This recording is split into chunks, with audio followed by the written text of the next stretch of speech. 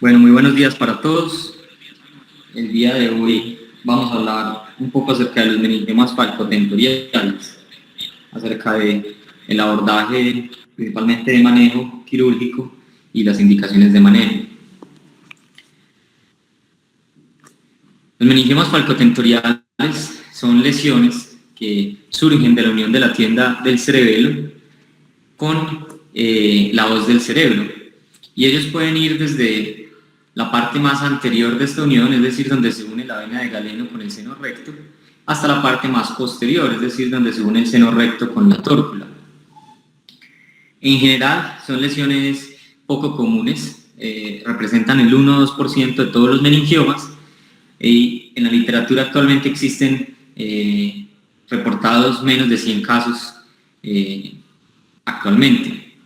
La resección de estas lesiones, y más cuando son grandes en la unión falcotentorial, son un desafío quirúrgico, porque como todos sabemos, la anatomía venosa en esta región es compleja, los abordajes suelen ser, digamos, de un grado de complejidad también importante, y requieren muy a menudo la manipulación de los senos durales. Por eso la técnica quirúrgica al abordar este tipo de lesiones es muy meticulosa. El objetivo principal en estas cirugías, aparte del control oncológico, obviamente, es mantener la permeabilidad venosa de los senos durales que aún están funcionales y disminuir al máximo el riesgo de hemorragia intraoperatoria, que es potencialmente mortal por los vasos que están circundantes a la lesión. En general, este tipo de lesiones tienen una presentación con una edad media entre los 42 y los 56 años de edad, y se caracterizan por unos síntomas progresivos secundarios al efecto de masa sobre el tallo cerebral y sobre el sistema ventricular. El síntoma más común es la cefalea, que se da en el 70-100% de los casos, seguido de la ataxia, hasta en el 60% de los pacientes, cambios de personalidad y bradipsiquia.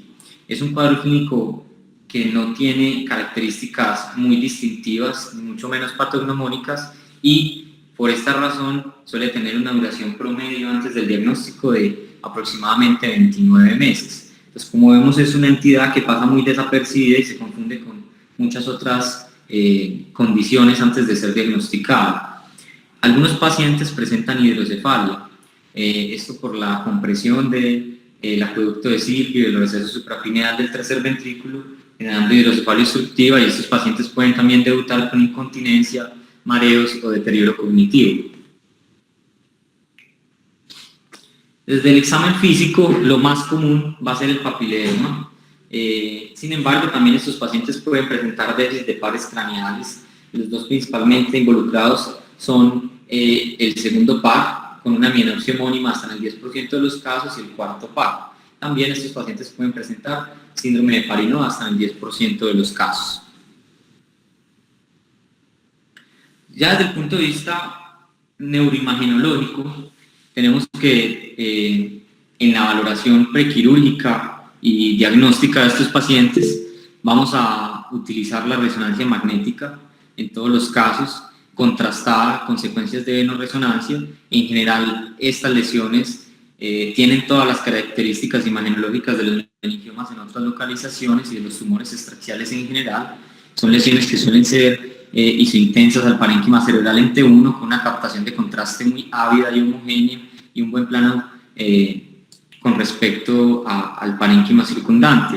En el T2 vamos a tener que, esto es una secuencia muy importante porque nos va a delimitar los planos que tiene con otras estructuras como la región parieto-occipital, el seno recto, la vena de Galeno, la pineal y otro tipo de estructuras importantes en esta localización. Adicionalmente, la secuencia de T2 nos va a dar una información importante de la consistencia del tumor, al igual que en otras localizaciones. Recordemos que los meningiomas, cuando tienen una hiperintensidad en el T2, ya algunos estudios han demostrado como su consistencia es más blanda, y cuando son hipointensos tiene una consistencia más fibrosa o parcialmente calcificada. Adicionalmente, el angioTAC también tiene un valor aquí importante para estudio de la anatomía vascular, tanto arterial como venosa, y su relación con algunas estructuras óseas. Aquí vemos una lesión meningioma palpotentorial que está desplazando todo este complejo de la vena de Galeno y las venas cerebrales internas hacia abajo, ¿sí? Y vemos como hay una permeabilidad del seno recto en este meningioma palpotentorial gigante. Adicionalmente, la arteriografía también es un estudio muy importante en la valoración prequirúrgica de estos pacientes. Es el gold estándar para determinar cuál es el estado de funcionalidad de los senos durales y este estado de permeabilidad o de funcionalidad va a ser un factor determinante en el plan quirúrgico con los pacientes que tienen esta patología. Aquí vemos un TAC de cráneo, vemos cómo hay una lesión hiperdensa, ¿sí? Gran captación de contraste homogénea, características de un meningioma de falcotentorial posterior. Es una variante que, como vamos a ver posteriormente, se denomina peritorcular. Y vemos aquí en la arteriografía cómo hay una pérdida de la permeabilidad de la parte más posterior del seno sagital, del seno recto y de la tórcula. Esto es algo muy importante para determinar el abordaje que vamos a utilizar y la agresividad a la hora de resecar ese tumor. En la mayoría de series descritas de este tipo de tumores es frecuente las tasas de oclusión de los senos durales, principalmente la vena de Galeno y el seno recto, ascienden al 70-80%. Por eso es muy importante tener en cuenta este estudio desde la valoración prequirúrgica. La embolización se ha intentado en diversas series, sin embargo, no ha tenido éxito y la mayoría de autores consideran que esto puede ser porque los vasos de alimentación del tumor son muy pequeños y a menudo son inaccesibles para realizar una adecuada embolización de este tipo de tumores. Una característica de estos meningiomas es que reciben suplencia arterial de tanto la carótida interna como externa y la cerebral posterior. Entonces es una irrigación de varios territorios arteriales. Adicionalmente, dado que estas lesiones están en íntimo contacto con la corteza visual, estos pacientes no es infrecuente que presenten deterioros prequirúrgicos visuales, por eso es muy importante realizar un examen de campos visuales y de agudeza visual por un neurooftalmólogo para determinar cuál es el déficit preoperatorio. Adicionalmente, según el abordaje que nosotros utilicemos, como vamos a ver posteriormente, podemos tener cierto riesgo de ceguera cortical, principalmente en los abordajes occipitales bilaterales o de mianopsia, en los abordajes occipitales unilaterales, que en todas las series más del 98% de los pacientes han tenido una mejoría espontánea. Sin embargo, es un riesgo frecuente y hay que informarlo a los pacientes. Entonces es muy importante tener estas valoraciones de forma preoperatoria. Ya desde el punto de vista de la anatomía quirúrgica, tenemos que esta unión palpotentorial. Recordemos que los meningiomas palpotentoriales pueden darse desde esta parte más anterior, en la unión de la vena de Galeno con el seno recto, hasta esta parte más posterior. La dura, recordemos que es una cobertura rígida que se va a plegar y que va a formar varios compartimentos intracraneales, y esos compartimentos van a impedir que el contenido intracraneal se movilice de forma anormal.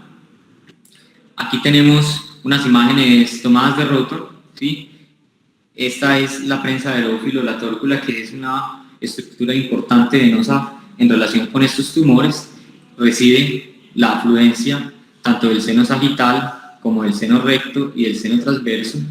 Cuando hablamos de anatomía de superficie, en general ella va a quedar en la profundidad de la protuberancia occipital externa. Y un aspecto importante a tener en cuenta en el abordaje quirúrgico es que desde el punto de vista anatómico hay una preponderancia de la dominancia del seno transverso del lado derecho, lo cual es importante a la hora de elegir nuestros abordajes. Sin embargo, como sabemos, la anatomía está sujeta a variaciones interindividuales. A veces puede haber dominancia izquierda, puede haber duplicación del seno sagital, o bueno, diferentes tipos de variantes anatómicas. Adicionalmente, el seno recto tiene unos lagos venosos que van a estar en su periferia, en el tentorio, y que pueden ser una fuente importante de sangrado a la hora de realizar los abordajes transtentoriales, y que también debemos tener en cuenta desde la imagen arteriográfica preoperatoria. Esta es una vista de la cisterna cuadrigeminal, es el espacio donde van a estar asentados la mayoría de estos tumores. Esta es la pared anterior de la cisterna cuadrigémina. Vemos que está formada principalmente por la placa cuadrigeminal con sus folículos superiores e inferiores, la pineal. Aquí se ha resecado el techo del tercer ventrículo, vemos el turbinar del tálamo y el pedúnculo cerebral. Adicionalmente vemos como el cuarto par está saliendo por debajo de los colículos inferiores. Aquí, en la visión B, vemos esta misma cisterna cuadrigeminal, pero con todas las estructuras neurovasculares. Entonces vemos por qué esta cirugía tiene una complejidad importante, y es porque aquí tenemos que lidiar entre el tumor con la vena cerebral interna, las venas basales de Rosenthal, la vena de Galeno, la arteria cerebral posterior, la cerebelosa superior y el cuarto par. Es un espacio pequeño con un gran contenido neurovascular. Aquí en la vista C, esto es una visión supracerebelosa infratentorial. Vemos cómo hay una confluencia de las venas basales, cerebrales internas, la vermiana superior, ¿sí? Para formar, junto con la vena calcárina anterior, la vena de Galeno. Entonces es un número de venas importantes que se encargan de drenar estructuras profundas, como vamos a ver posteriormente, y que deben ser preservadas al máximo. Aquí en esta vista E, es una vista interhemisférica. Vemos esta valva que está rechazando el lóbulo occipital y vemos cómo se hace un abordaje transtentorial. Se ha abierto el tentorio lateral al seno recto y eso nos expone la superficie suboccipital del cerebelo y la cisterna cuadrigémina. Y en esta parte, que es una vista más cerca de ese abordaje, vemos cómo se ve el complejo venoso profundo. Vemos el tallo cerebral, cómo la vena basal rodea el tallo cerebral por la superficie media del lóbulo temporal y como el cuarto par sale entre la cerebelosa superior y la cerebral posterior. Vemos como este abordaje transtentorial nos da una exposición tanto infra como supratentorial.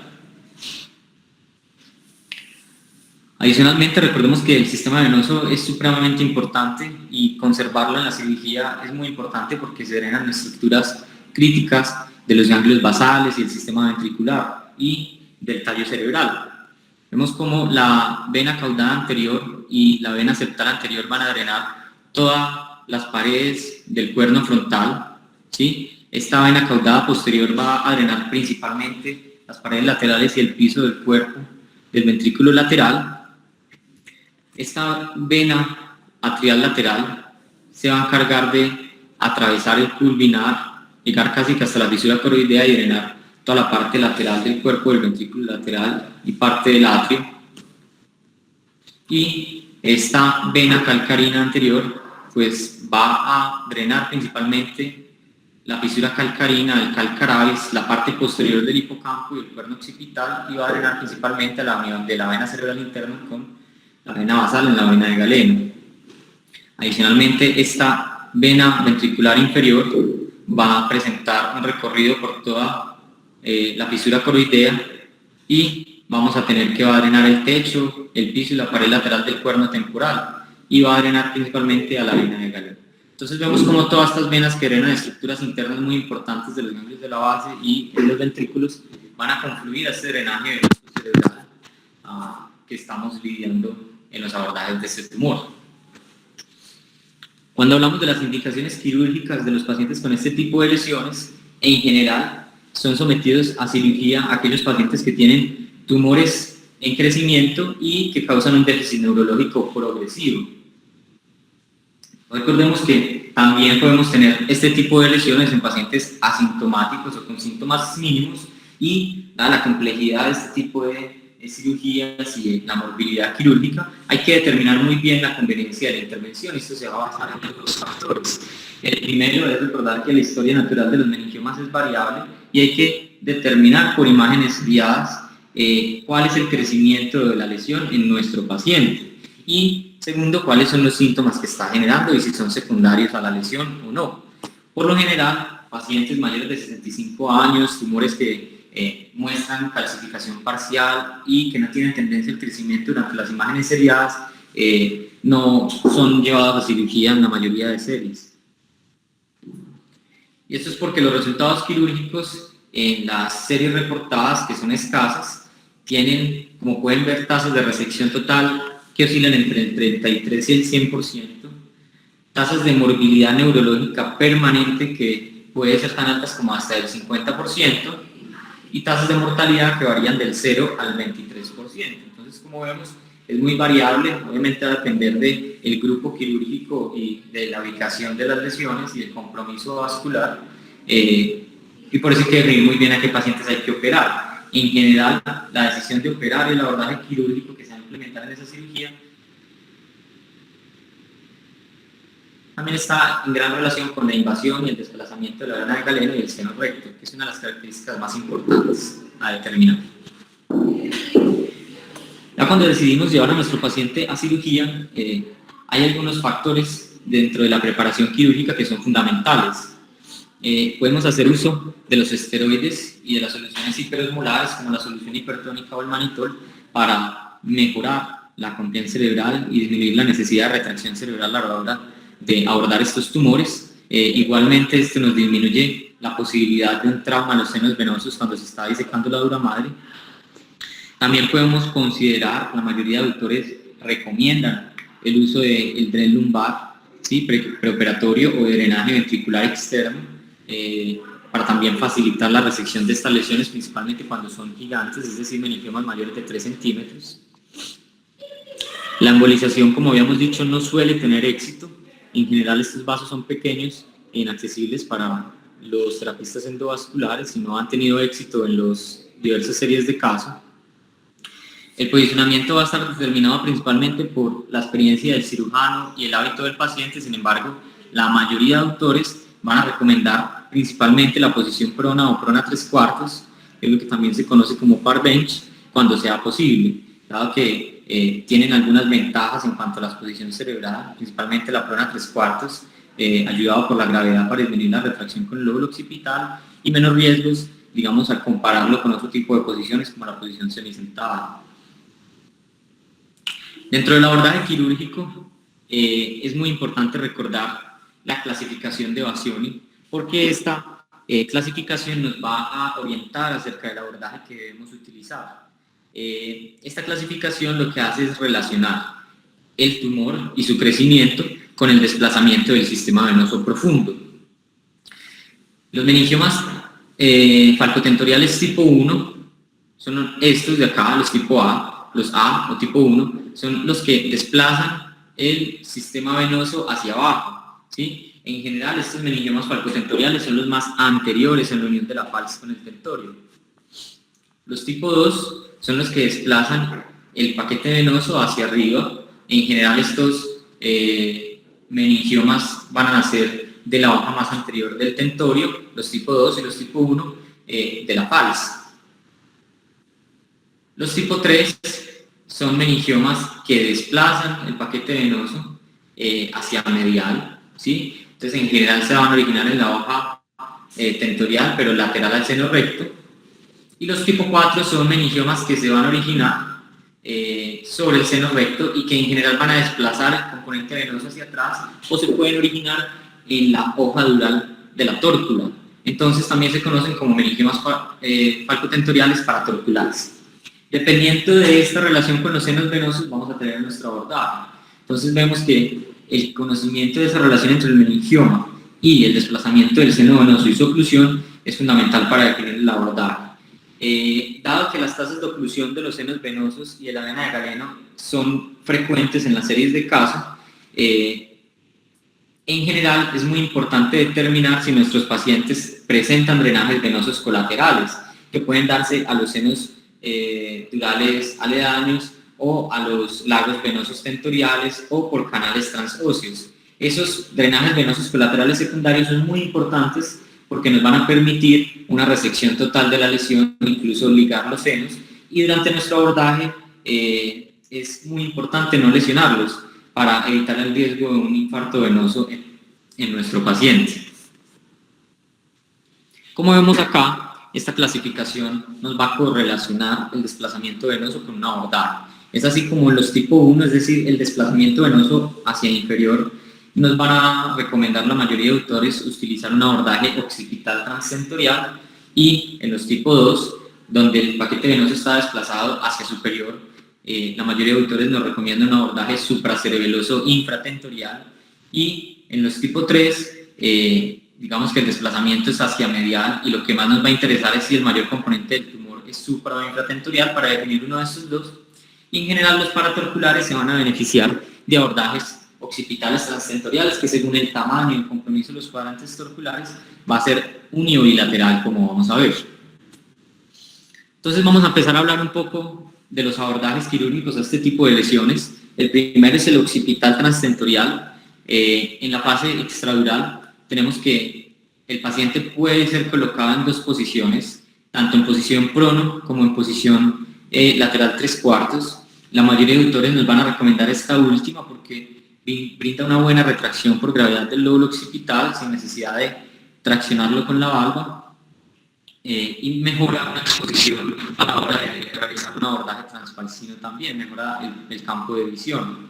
En general, lo que recomiendan los autores es realizar una incisión en U, ¿sí? O en herradura. Puede tener una base hacia inferior o una base hacia lateral. Y algo también muy recomendado por la mayoría de autores es, a la hora de realizar la craniotomía, realizar múltiples trépanos. Y estos múltiples trépanos nos van a permitir o nos van a aumentar la probabilidad de elevar el colgajo o el rodete óseo de forma traumática. Lo que se hace es, una vez abierta la dura madre, lo cual se recomienda siguiendo el reborde de los senos durales en forma de C, realizar una disección interhemisférica posterior y ubicar el seno recto. Posterior a ubicar el seno recto, lo que nosotros debemos hacer es realizar una exposición transdentorial.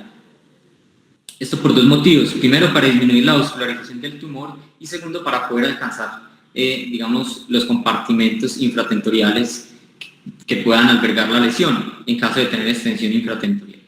¿Cómo vamos a realizar esta exposición? Vamos a realizar un corte de posterior hacia anterior, adelante de la unión del seno transverso con la tórcula, al menos 1 centímetro a 1.5 centímetros adelante, lateral, perdón, al seno recto. Aquí, como habíamos visto previamente, hay lagos venosos, pueden haber sistemas venosos colaterales y esto hay que valorarlo muy bien desde el punto de vista preoperatorio para evitar sangrados venosos innecesarios. En general, la retracción, si estamos en una posición lateral 3/4 y si estamos con ayuda de soluciones hiperosmolares y drenajes lumbares, puede ser dinámica con la succión o con otro tipo de elementos. Sin embargo, en caso de edema cerebral importante, pues se pueden utilizar sistemas de retracción fija para sostener, pero evitando retraer el lóbulo occipital, porque esto puede lesionar la corteza visual primaria y genera un mayor riesgo de ceguera en los pacientes. Siempre es importante, después de realizar este paso,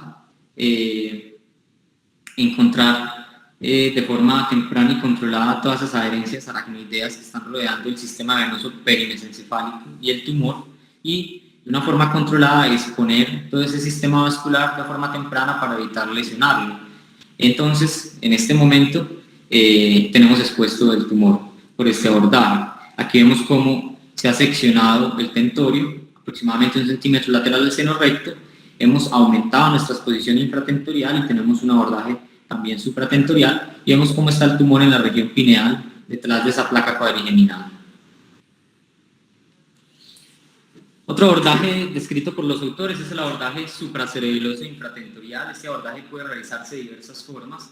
Tenemos que el paciente puede estar en una posición sentado, ¿sí? Como podemos ver acá, una incisión por línea media. Incluso este neurocirujano ha marcado de una vez un punto para la inserción de la derivación ventricular externa, pero también podemos hacerlo en una posición prono o en una posición de Parbench, como vemos acá. En general, también es recomendada la posición en Parbench, acarrea menos riesgos y genera una buena exposición. Lo que recomiendan los autores es iniciar con unos trépanos parasagitales y en general debajo del seno transverso para evitar pasar la cuchilla por todo el seno dural. Posteriormente se realiza un fresado para exponer el seno transverso y se procede a la durotomía. La durotomía va a realizarse en 2 tiempos. Como vemos acá es una durotomía curvilínea que va a realizarse en 2 tiempos, debajo del seno transverso hasta la parte media de cada lado, evitando cortar del todo porque en la mitad puede haber un seno que es el seno occipital y que si hay obstrucción de los senos durales puede estar agrandado y puede servir de drenaje venoso colateral. Por esta razón, antes de cortarlo, vamos a ligarlo. Puede ser con sedas o suturas no absorbibles como el nylon. Posterior a esto vamos a cortar el colgado dural y vamos a replegarlo hacia arriba. Ya desde el punto de vista intradural, como nosotros vemos, este abordaje inicialmente tiene un canal estrecho de trabajo. Colocar un retractor o una valva no nos va a ayudar, incluso puede entorpecer el ángulo de trabajo del cirujano. El solo meter la valva puede hacer que no quepan más instrumentos. Por eso aquí lo importante y lo fundamental es colocar puntos de sutura de retracción tentorial y dural para mejorar el ángulo de trabajo, como vemos acá, desde el punto de vista de la disección de la cisterna cuadrigeminal. Este abordaje, lo que se hace es la coagulación de las venas puente-vermianas de la línea media y posterior corte para permitir un adecuado descenso del cerebelo, y posteriormente disecar todas esas membranas aracnoideas sobre las estructuras venosas y el tumor. Como vemos, esto es un abordaje supracerebeloso. Aquí está el tentorio y estas son las suturas que nos recomiendan los autores para mejorar nuestra exposición. Posterior a disecar todas esas bandas aracnoideas, es muy importante redirigir nuestra visión del campo quirúrgico. Si nosotros seguimos mirando hacia arriba, es más probable que lesionemos las venas y vamos a tener una visión disminuida del campo quirúrgico con respecto a la lesión. Por eso, al terminar esta disección, hay que redirigir nuestra visión quirúrgica hacia abajo para tener un mejor control vascular y una visión centrada de la lesión. Sin embargo, hay otras variantes de este abordaje supracerebeloso infratentorial, principalmente las variantes paramedianas. Actualmente son las más recomendadas, y esto es por varias razones. Lo primero es que la craniotomía no pone en riesgo, digamos, necesariamente el seno transverso dominante. Si yo sé que tengo una dominancia derecha, puedo realizar un abordaje paramediano izquierdo. Adicionalmente, la tórcula va a estar más protegida. Solo voy a manipular un hemisferio cerebeloso, y eso tiene beneficios, porque si yo requiero realizar una reintervención en este paciente, puedo incluso realizar la reintervención por el otro lado a la craniotomía que yo había hecho previamente. Adicionalmente, en estas regiones laterales del cerebelo voy a tener una pendiente que me va a facilitar una exposición quirúrgica mayor que en estas regiones intermedias del cerebelo. Todo eso ha hecho que las recomendaciones más recientes acerca de este abordaje supracerebeloso infratentorial para la región pineal estén también más a favor del abordaje paramediano que el de línea media. Sin embargo, los dos son utilizados frecuentemente. Entonces, como hemos visto, dependiendo de esta relación del complejo venoso con el tumor, tengo múltiples abordajes.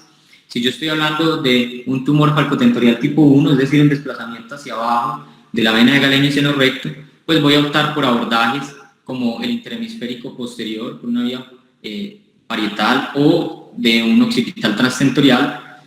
Si yo estoy hablando de los tipo 2, es decir, un desplazamiento hacia arriba, aquí me va a servir es el supracerebeloso infratentorial. Y en los tipo 3 y tipo 4 voy a hablar principalmente de los occipitales transtentoriales, que pueden ser unibilaterales. ¿Cómo voy a manejar ya desde el punto de vista intradural este tipo de tumores? Pues en general siguen las estrategias de manejo que son muy generalizadas para todos los meningiomas, el principio de las 4D. Entonces voy a devascularizarlo, principalmente la irrigación de estos tumores viene del tentorio y de la hoz. Entonces voy a empezar con una buena devascularización de la lesión. Posteriormente vamos a pasar al debulking tumoral para que nos permita realizar una adecuada disección y desinserción de la lesión sin traccionar estructuras venosas o arteriales profundas perforantes que puedan generar déficit neurológico en nuestro paciente o sangrado intraoperatorio. Posterior a desinsertar el tumor de la hoz y del tentorio, yo voy a tener una dura afectada. Esa dura afectada puedo resecarla, ¿sí? Y eso va a depender principalmente del estado de mis senos durales. Recordemos que todo canal venoso que esté funcional, ya sea de forma completa o parcial, debe ser preservado. Entonces, en general, cuando yo tengo senos venosos funcionales, lo que se hace es incidir el tentorio de lateral a medial, sin lesionar el seno recto, obviamente, y eso genera una devascularización mayor del tumor y mejora las tasas de recurrencia, es lo que se ha visto en las series. Ahora, si los senos durales están ocluidos, yo lo que debo hacer es, con confianza, ligar el margen tumoral con suturas no absorbibles o clips vasculares para resecar esa dura afectada, siempre y cuando yo no haya alterado los sistemas colaterales de drenaje venoso que tienen estos pacientes. Ya en cuanto a los meningiomas falcotentoriales peritorculares, esto casi siempre en la mayoría de libros y artículos tienen un apartado diferente porque acarrean un mayor riesgo quirúrgico y una mayor complejidad. Son meningiomas que surgen de las hojas durales de la tórcula y van a clasificarse según la invasión al seno dural sagital y la tórcula, como parcial menor al 50%, parcial mayor al 50% y obstrucción completa. En general, considerar la resección completa en estos pacientes solo está dado en el escenario de una obstrucción completa de la tórcula del seno recto y en general la vena de Galeno. Siempre y cuando haya funcionalidad, no vamos a pensar en una resección completa, sino en terapias adyuvantes como la radiocirugía. ¿Cómo vamos a abordar este tipo de lesiones? Lo mismo, podemos utilizar posiciones en prono, posiciones en parbench. El parbench tiene la ventaja sobre el prono de disminuir la compresión abdominal y el aumento de la presión venosa central y menor riesgo de embolia gaseosa cuando se compara con la posición sentada. En general estos pacientes, como podemos ver, tienen un giro de 60 grados de la cabeza hacia el suelo y dependiendo del cuadrante torcular donde se encuentra el tumor, pues vamos a realizar la craniostomía. Para este tipo de lesiones, que suelen ser lesiones gigantes, se suelen utilizar abordajes supra e infratentoriales con colgajos grandes en U con base hacia inferior. Vemos el gran número de trépanos que se le hace a estos pacientes, para sagital a cada lado un trépano y arriba y abajo del seno transverso. Incluso muchos autores recomiendan realizar esta craniotomía en 2 tiempos, es decir, empezar con la parte supratentorial, terminarla arriba del seno transverso y luego de levantar de forma traumática este colgajo óseo, continuar con la parte abajo del seno transverso de la craniotomía. Es muy importante también a la hora de posicionar el paciente este vendaje en el hombro superior para retraerlo hacia la parte posterior inferior para evitar que esto nos obstruya el campo quirúrgico. La apertura dural vamos a condicionarla según el cuadrante torcular involucrado por el tumor. No es lo mismo este tumor que está condicionando una alteración del cuadrante superolateral de la tórcula, vemos como la exposición dural es más pequeña a este tumor que altera los 4 cuadrantes de la tórcula, donde la exposición va a ser en forma de cruz en sus componentes supra e infratentoriales.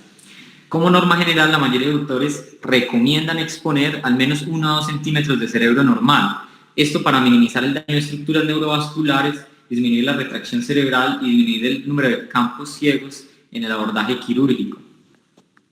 Siempre es muy importante proteger el mayor número de venas puente que vayan hacia el seno sagital. Algunas deberán ser sacrificadas como vemos en la imagen, pero hay que proteger el mayor número de esas venas puente. Ya desde el punto de vista quirúrgico, principalmente el doctor Quiñones, que tiene la serie más grande de meningiomas falcotentoriales, recomienda devascularizar de entrada este tipo de tumores peritorculares, porque si no la cirugía acarrea un gran riesgo por el sangrado quirúrgico extenso. Lo que él hace es que realiza cortes tanto falcinas como tentoriales. Vemos las falcinas en morado y las tentoriales en negro. Entonces realiza un corte por toda la fals hacia anterior y 2 cortes por todo el tentorio a cada lado, 1.5 centímetros lateral al seno recto. Y estos cortes van a disminuir de forma importante la vascularización del tumor. Y posterior a este corte ya se puede empezar a realizar un debulking tumoral, tanto supra como infratentorial. ¿Qué recomiendan la mayoría de doctores? En caso de tener partes del tumor muy adheridos a la corteza visual, como en este esquema que vemos acá, debemos dejar ese pedazo atrás, porque en la resección de este tipo de lesiones adheridas a la corteza visual es donde están los casos de ceguera posoperatoria sin recuperación espontánea. Entonces, posteriormente a nosotros tener nuestra resección del tumor y disección de las estructuras venosas, nosotros vamos a determinar por medio de todos los estudios preoperatorios y la permeabilidad venosa que nosotros conozcamos si es necesario o no realizar una resección total o una resección subtotal. Estos senos venosos durales van a manejarse solo al final de la cirugía, después de haber controlado o disecado la mayor parte del tumor. ¿Qué se recomienda? Si los senos son permeables, incluso si hay compromiso tumoral, no se recomienda la manipulación. En muchos libros, por ejemplo, los libros del doctor Al-Mefti, se proponen algunas técnicas de disección tumoral de las venas, venotomías, resección del componente intraluminal y posteriormente reconstrucción o bypass. Sin embargo, en la mayoría de series esto ha acarreado gran morbilidad, trombosis, infarto venoso. Por eso las recomendaciones más actuales es, si usted tiene un seno venoso que es permeable o parcialmente funcional, deje ese pedazo de tumor ahí y posteriormente le hace una terapia adyuvante. Si por el contrario los senos durales están ocluidos, ya usted lo que tiene que hacer es ligarlo, recomiendo a la mayoría de doctores en 2 tiempos, con una sutura no absorbible y posteriormente con un clip vascular, y realizar el corte y la extracción de esos senos durales con el tumor ahí en la pared o en la luz. ¿Cómo sé yo en qué punto es la transición entre el seno dural con flujo y sin flujo? En general, los autores recomiendan utilizar Doppler intraoperatorio para determinar a dónde se hace, hasta qué tan proximal se puede ir con ese corte del seno dural.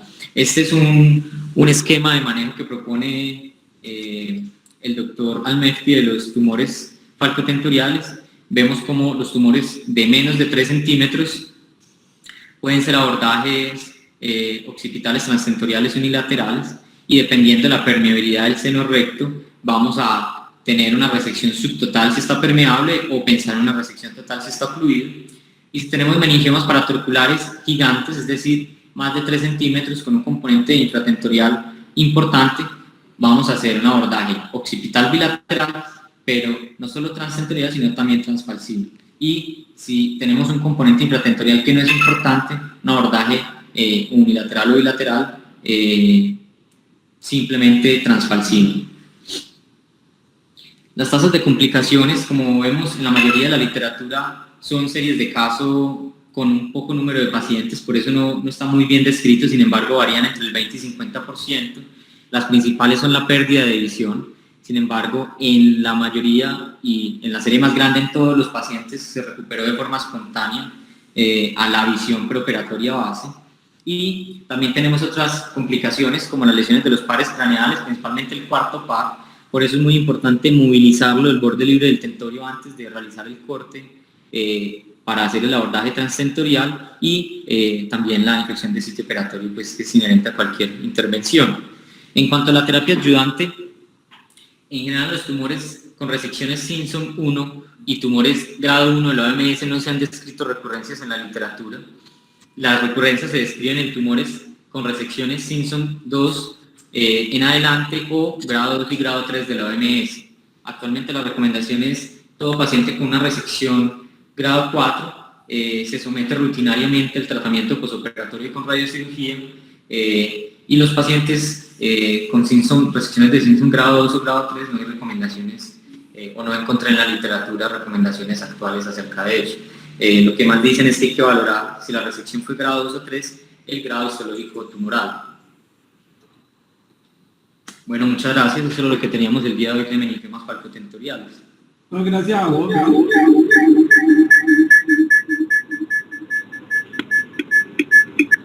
Gracias, Mauro.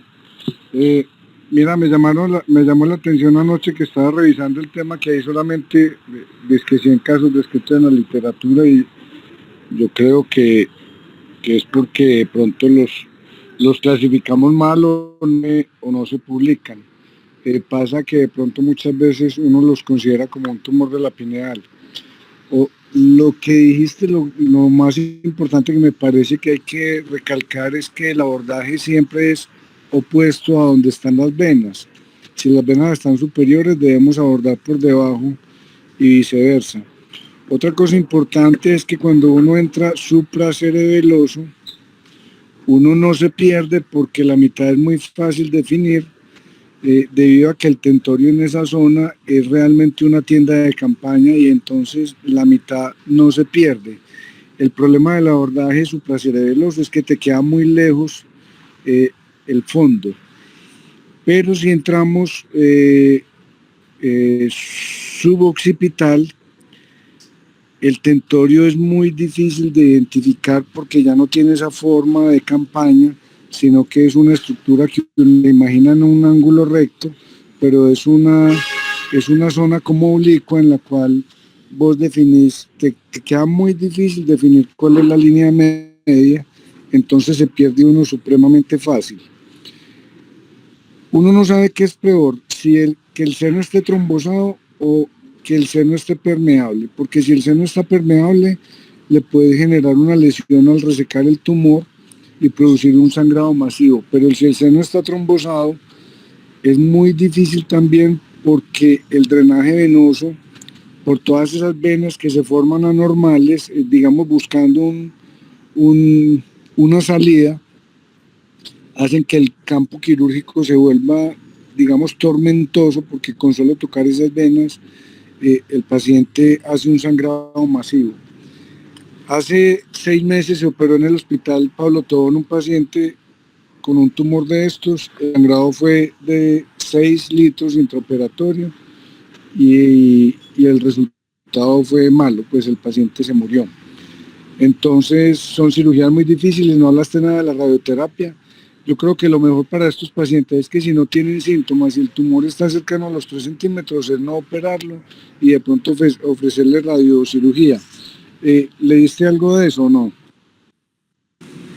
Profe, lo encontré principalmente como terapia adyuvante, pero no encontré artículos que hablaran del manejo de los falcotentoriales únicamente con radiocirugía. No lo encontré. Ok, me gustaría ver el concepto de Daniel si está conectado, porque yo sé que él sabe bastante de esto. Sí, profe, aquí estoy. Bueno, yo creo que hay varias cositas ahí como para aclarar y yo estoy de acuerdo con el profesor, con usted, profe Nacho. Me parece uno de los tumores más difíciles de operar junto con los petroclívares. Con los petroquivares. Los pacientes con falcotentoriales grandes, que generalmente son los que se llevan a cirugía porque la mayoría de falcotentoriales pequeños o peritorculares pequeños con obstrucción completa, Mauro, yo creería que hay que llevarlos a radiocirugía si progresan. Si no progresan, se observan. Pero hay algunas complicaciones, como dijo el profesor, por ejemplo, ese paciente que vimos la última vez, ese paciente falleció por una hemorragia masiva de difícil control. Pero no es la única complicación que uno ve.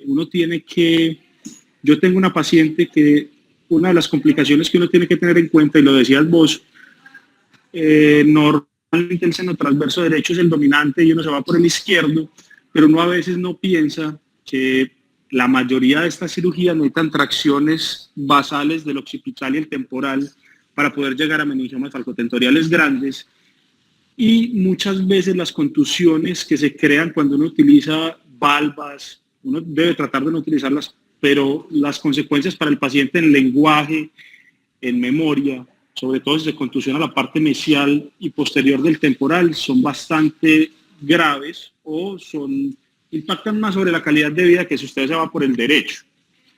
Sobre todo porque el daño que usted va a hacer en el transverso es en el abordaje y el daño que usted va a hacer en el tejido cerebral es cuando ya está resecando.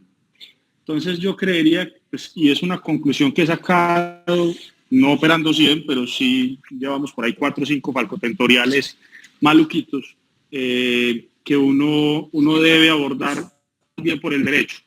Segundo, la mayoría de estos pacientes, o al menos los pacientes que llegan con tumores muy grandes, llegan con hidrocefalia. También le cuento de un caso. La solución a la hidrocefalia que se dio fue siguiendo el protocolo que tenemos generalmente en el hospital, que es, si usted tiene una hidrocefalia obstructiva y va a llevar el paciente a una resección de tumores, hacerle una ventriculocisternoctomía endoscópica.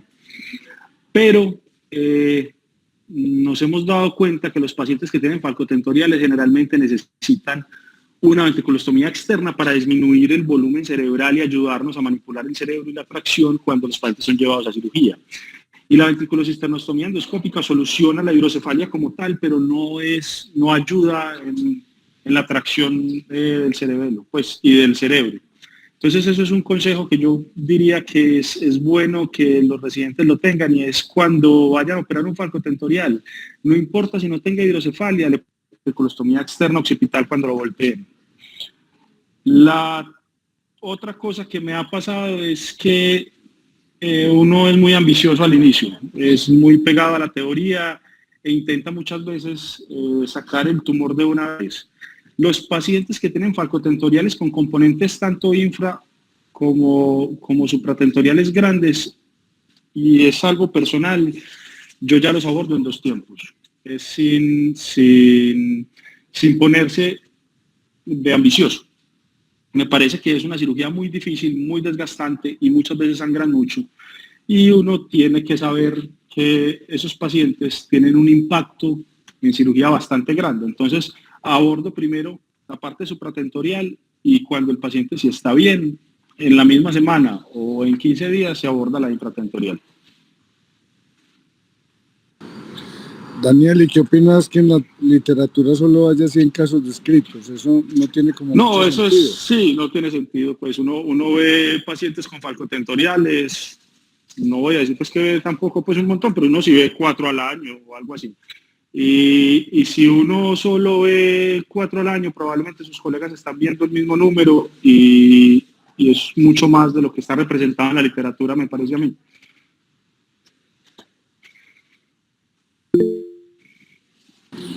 De acuerdo, yo no tengo más comentarios. Daniela levantó la mano. Adelante, Danielita. Profe, lo que pasa es que cuando yo tuve la oportunidad de revisar el tema, encontré una estadística muy similar a la de Mauro, pero veo que hay un conflicto en la literatura porque para estos meningiomas la clasificación es la de las más difusas que hay, porque de hecho muchos no salen reportados como falcotentoriales como tal, sino que son meningiomas de la isla tentorial, entonces digamos que ya quedan en otros grupos. Entonces no es de pronto que haya un subregistro o un verdadero como reporte de casos, sino que yo creo que es más de la clasificación. Sí, es muy probable, Dani. Es muy probable porque, bueno, si nos confundimos en muchas de las cosas que pasan, sobre todo en los meningiomas grandes, nos confundimos cuando tratamos de clasificarlos el tercio medio, clinoideo anterior, versus, o sea, dependiendo de las estructuras que invaden.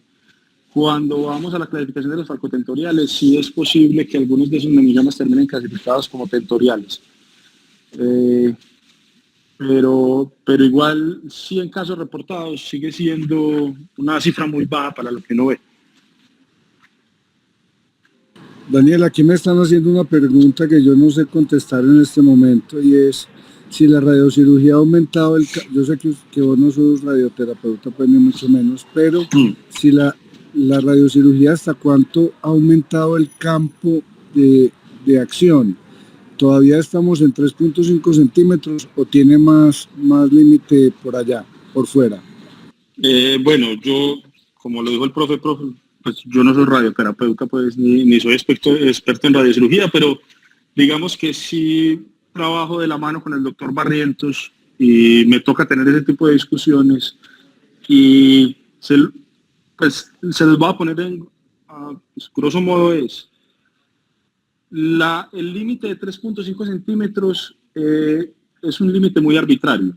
Cuando la radiocirugía se pudo hacer en varias fracciones, y no en una monofracción, sino que se puede llevar hasta 5, ese límite ya no es tan absoluto.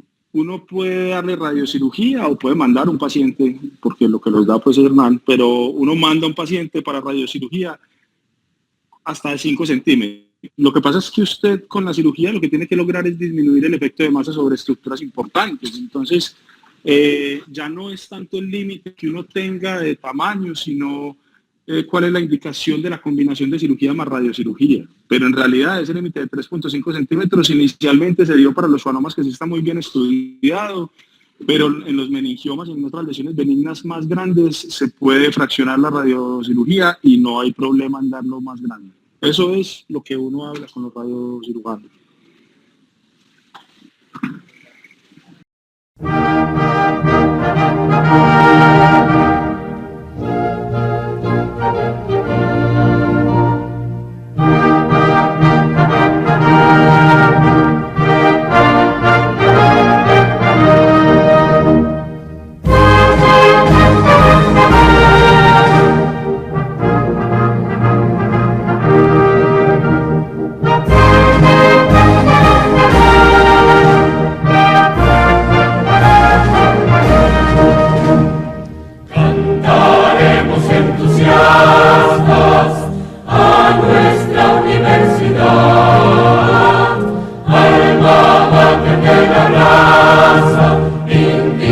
en su fecundidad. ¡Viva la universidad! Gritemos todos con gran emoción. ¡Que viva la universidad! Cantemos con grande fervor. Madre que de tus semillas, sabias dones siempre das, al pródigo amar.